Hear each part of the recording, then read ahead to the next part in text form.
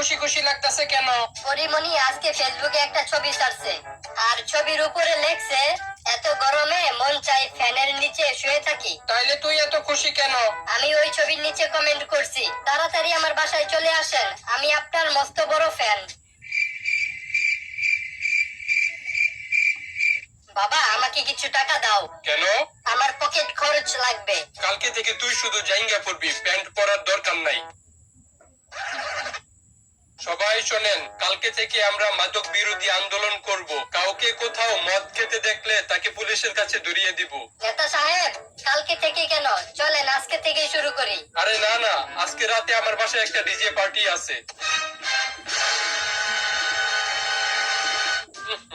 আজকেও এত বিশ্রী গন্ধ আসতেছে। এই বল্টু, তোর মোজা থেকে গন্ধ আসতেছে। তোরে না আমি গতকাল বলছিলাম মোজা চেঞ্জ করে আসতে? স্যার চেঞ্জ করেই তো আসছি, ডান পায়েরটা বাম পায়ে, বাম পায়েরটা ডান পায়ে।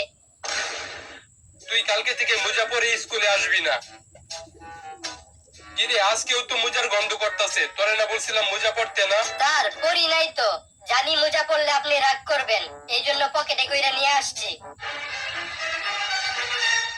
আপনি কি আমার মেয়েকে প্রাইভেট পড়াতে পারবেন? হ্যাঁ আমি প্রাইভেট পড়াই, তাই আপনার মেয়েকে আমি প্রাইভেট পড়াতে পারবো।